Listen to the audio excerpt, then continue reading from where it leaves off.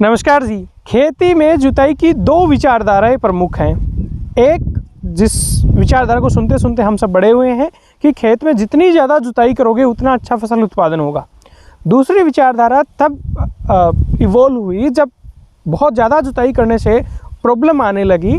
तब कुछ लोगों का मानना आज भी है और मानना था कि खेत में जुताई की कोई ज़रूरत नहीं है, बिना जुताई भी आपका काम चल सकता है। जो मॉडर्न एग्रीकल्चर में जिसको जीरो टिलेज परमानेंट बेड जैसे नाम दे दिए, और प्राकृतिक खेती में जो भरोसा रखते हैं वो तो कहते हैं जुताई की ज़रूरत ही नहीं है, सब आपका काम अर्थवर्म करेंगे।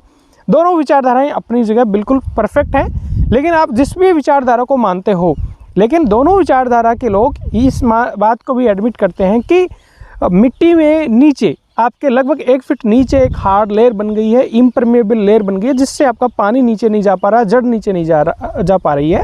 और वो हार्ड लेयर क्यों बन गई? क्योंकि बार बार हैवी मशीनरी चल रही है, कंबाइन चल रहे हैं आपके। अब जुताई हम एक ही गहराई, लगभग 1 फीट गहराई तक जुताई कर रहे हैं, तो जुताई में जो आगे ट्रैक्टर फोर्स डालता है वो कहीं के नीचे भी एक फोर्स छोड़ता है, उसकी वजह से नीचे की सोइल आपकी कॉम्पैक्ट होती है।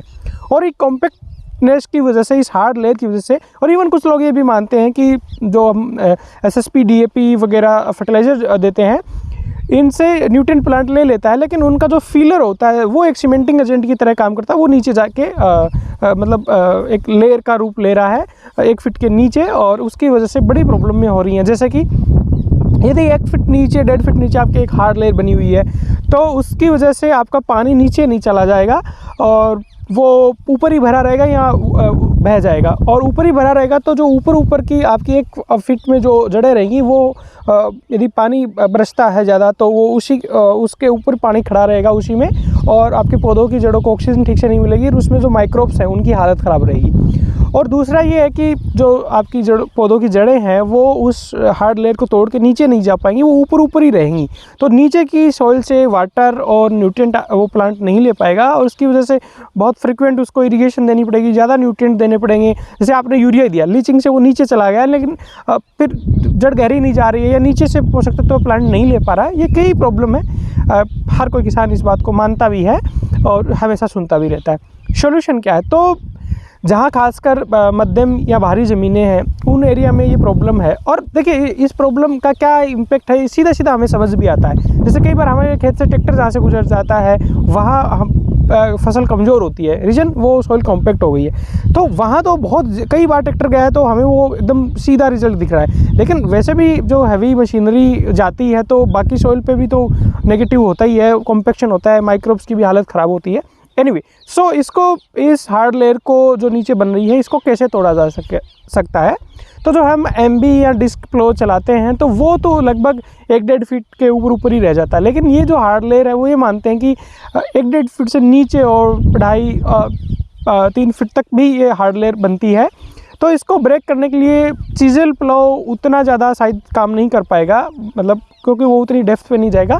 तो इसके लिए ज़्यादा बेहतर होगा कि आप सब सोइलर एक इम्प्लीमेंट आता है, उसका आप यूज़ करें।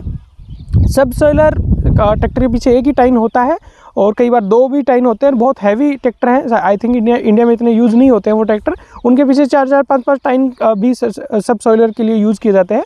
वो आपके जो 1.5 फीट से लेके 2-2.5 फीट नीचे तक वो जो हार्ड लेयर बनी हुई है, वहाँ तक वो जाके उस हार्ड लेयर को ब्रेक करता है। और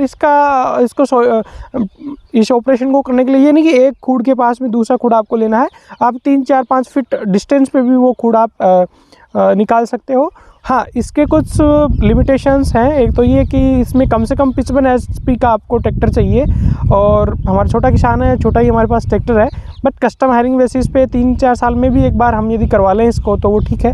और फिर सब सोइलर ये इम्प्लीमेंट है, ये भी हमारे आम काश्तकार के पास नहीं है। लेकिन कुछ जैसे हम गांव में मंदिर भी बनाते हैं, वैसे कस्टम हायरिंग सेंटर भी बन सकता है। कस्टम हायरिंग सेंटर को प्रैक्टिकली चलाना काफ़ी मुश्किल है, आई नो, बट मेरा इस वीडियो के माध्यम से ये बताने का मैंने फ़र्ज़ समझा कि ये सब सॉइलिंग हमें जहाँ भारी ज़मीनें हैं वहाँ करनी चाहिए, क्योंकि नीचे हार्ड लेयर बन गई है और उसके कई नेगेटिव उसके इफ़ेक्ट हैं। सो उम्मीद करता हूँ आपको जानकारी ठीक लगी होगी। मेरी जानकारियाँ ठीक लगती हैं तो प्लीज़ इस चैनल को आप सब्सक्राइब करें। नमस्कार, जय हिंद।